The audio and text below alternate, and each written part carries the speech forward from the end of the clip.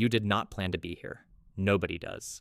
Nobody sits down at 18 and thinks, yes, this is the life I want. Owing money I do not have.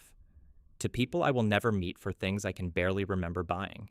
And yet here you are, along with hundreds of millions of other people who woke up one day and realized the number following them around was not their age or their weight or their phone number.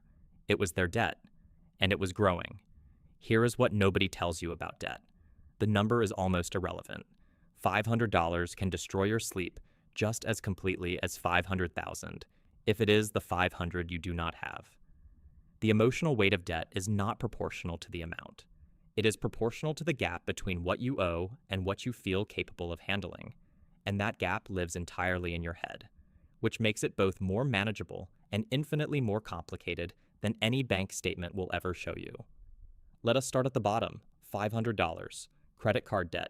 It sounds almost embarrassing to mention. People lose $500 on a bad weekend in Vegas and laugh about it Monday morning. But if you are the person who put groceries on a card because the account was empty and now the minimum payment is due and you are not sure you can cover it, $500 feels like the edge of a cliff. It feels like proof. Proof that you are bad with money. Proof that you are behind. Proof that everyone else has figured something out that you have not. That is the first thing debt does to you. It does not just take your money. It takes your story about yourself. The moment you carry a balance you cannot immediately pay off, a quiet voice starts. And that voice does not talk about interest rates. It talks about who you are. It says irresponsible. It says careless. It says you should have known better. And you carry that voice with you to work and to dinner and to bed. The debt is $500. The shame is priceless. At $2,000, the voice gets louder. This is where most people first start hiding. You stop mentioning it, not because it is a secret exactly, but because saying it out loud makes it more real. You start doing math in your head constantly. Passive, background math that runs underneath every conversation and every purchase. Can I afford this coffee? If I skip lunch 3 times this week? If I pick up an extra shift? The math never fully solves itself. It just runs, all the time. At $5,000, something shifts. You are no longer dealing with a mistake. You are dealing with a situation.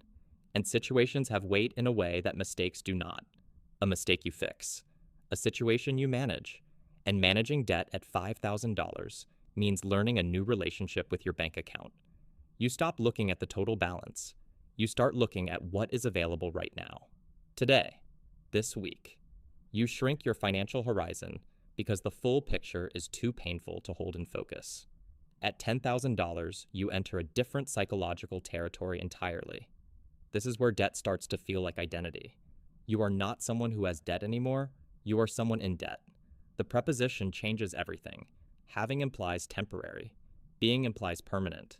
And $10,000 on a credit card or a personal loan at 22% interest starts to feel permanent very quickly once you do the math on how long it will take to pay off making minimum payments. The answer, by the way, is usually somewhere between humiliating and never. This is also where debt starts affecting your relationships, not because you tell people, because you do not. You cancel plans. Not every time, just enough.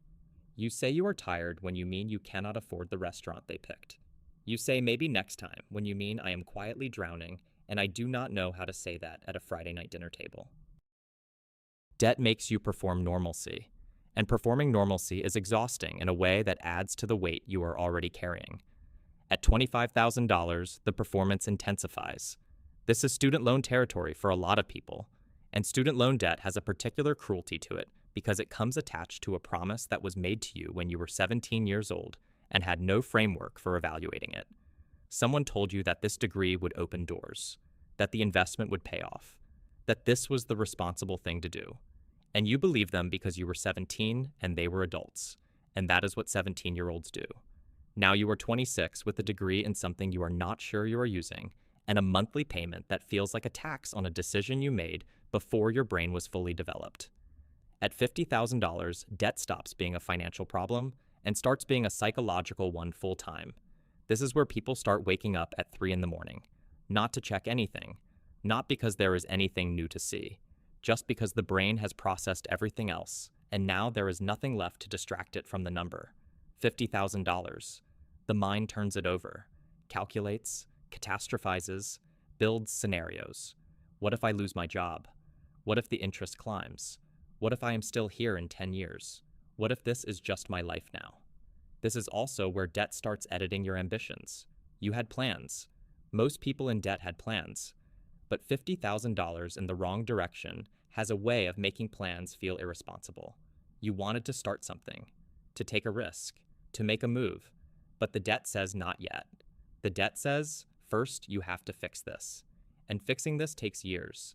And in those years, the plans get quieter and quieter until one day you are not sure if you still have them or if you just remember having them. At $100,000, you have crossed into a different country. The rules are different here. The emotions are different. Strangely, many people report that something almost like calm arrives at this level.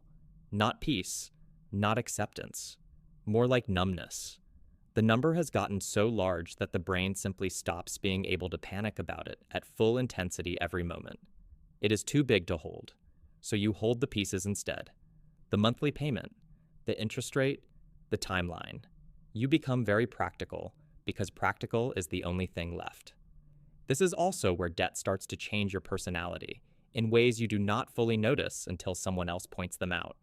You become more conservative, more risk-averse, more suspicious of opportunities that sound too good, because you have already learned what happens when things go wrong and you have no cushion. You have already lived the consequence, and consequence has a way of rewriting your appetite for uncertainty. At $250,000, which is where a lot of medical debt and failed business debt lives, you enter a realm that most financial advice was not written for. The books assume you will cut your subscriptions and make your coffee at home, and in 18 months you will be free. $250,000 laughs at that math. $250,000 is a different conversation.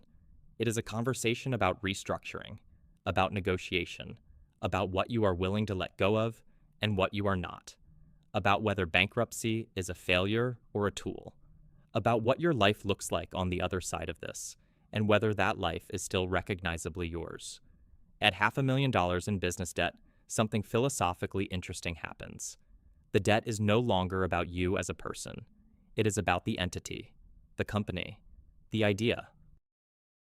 And separating yourself from the idea you borrowed $500,000 to build is one of the strangest psychological exercises a human being can attempt. Because you believed in it. You put everything into it. And now the belief and the loss and the debt are all tangled together in a way that makes it very difficult to know what you actually feel about any of it. At $2 million in business loans, you are operating in a world most people will never visit. The stakes are abstract in the way that very large numbers always are. But the feeling underneath is not abstract at all. It is the oldest feeling in the world. The feeling of having made a bet and not knowing yet whether you were right. The feeling of lying awake, knowing that other people, employees, investors, partners, are lying awake too because of decisions you made. That weight is not financial. It is human, and no interest rate captures it. Here is what every level of debt has in common, regardless of the number. It changes your relationship with time. Debt makes the future feel conditional.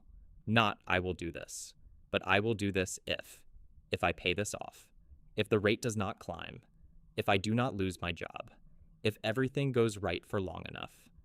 Debt puts an asterisk on your plans, and living with an asterisk on your future is a particular kind of exhausting that builds slowly and compounds silently, just like the interest itself. But here's the other thing every level of debt has in common. People get out. Not always fast, not always clean, not always in the way they imagined. But the story of debt is not only a story of weight and shame and 3 a.m. arithmetic. It is also a story of people who carried something heavy for a very long time and eventually, one payment at a time, put it down. The number does not define you. It never did. It was always just a number. What you did while carrying it, who you remained underneath it, how you kept moving forward even when forward felt impossible, that is the part that matters. That is the part no bank statement will ever show.